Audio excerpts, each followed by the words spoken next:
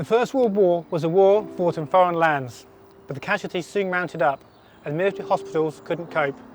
Here in Hampshire, the first Red Cross hospitals were opened up to relieve the military hospitals, and Ada Yorke, as matron, was responsible for the running of these hospitals. This is her story. Annie Hind was a young British nurse who was awarded the Royal Red Cross for nursing injured soldiers overseas in the late 19th century. She returned to these shores and in 1890 she married Harry Walter Yorke to become Ada Yorke. At the start of the First World War, Ada was a staff matron for the Hampshire County branch of the Red Cross. This is the British Red Cross archives holding over 90,000 volunteer cards from personnel during the First World War. This is Ada Yorke's card. She was one of 2,574 volunteers from the Hampshire area. During the First World War, Hampshire was one of the busiest counties due to the influx of sick and wounded soldiers arriving from the front. This meant that Hampshire actually opened some of the first auxiliary hospitals in the UK. Voluntary Aid Detachments, or VADs for short, were an army of volunteers that served the British Red Cross hospitals. They were highly skilled and had extensive training in first aid and nursing. In the first year of the war, the Hampshire VADs treated over 4,000 wounded soldiers.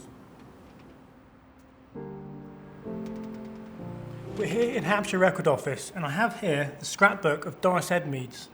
Doris was the daughter of Alfred Edmeades, who was Mayor of Winchester during the First World War. She was also a Red Cross volunteer.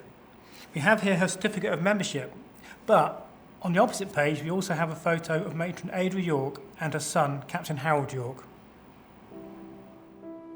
According to a Red Cross personnel record, Ada was stationed at Basingstoke in August 1914 before arriving at the Winchester Red Cross Hospital in February 1915. 100 years ago, this building behind us in the shadow of Winchester Cathedral was the main Red Cross hospital for Winchester. Ada Yorke in her matron's report writes that in one day, 40 to 60 soldiers were delivered straight from the front with horrific injuries. It was her responsibility to ensure they were cared for and treated properly. Since the beginning of the year 1916, the character of the work in the Winchester Red Cross hospitals has altered greatly. Instead of receiving patients singly from the neighbouring camps, as we did when first the hospital opened, we now receive large convoys of wounded direct from the front, and it is the sight of the motor and horse ambulances in the streets of Winchester conveying them to the hospitals that has brought the war home to many in a way that nothing else could, and has awakened in our hearts an earnest desire to do their bit.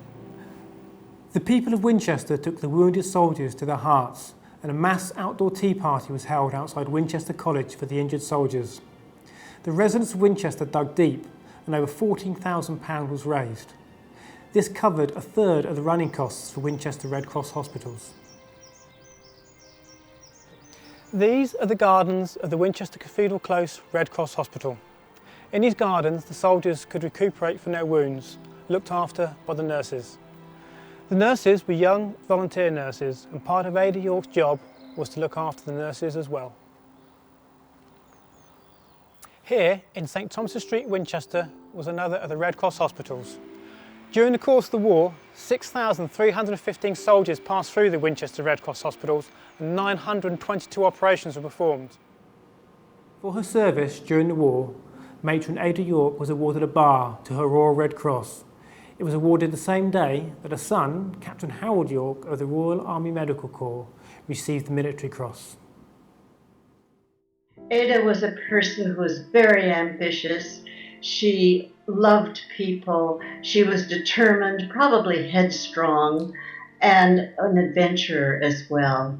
But most of all, she was a humanitarian. She loved to serve people. And that was what brought her to being a nurse. And so I am so proud that I have in my association a woman of courage, a woman who was really a pioneer in her field. So I couldn't be more pleased. Ada Yorke died on the 17th of October 1931 in Portland in the United States. But it'll be her work as a matron in the Hampshire Red Cross hospitals during the First World War that will long be remembered.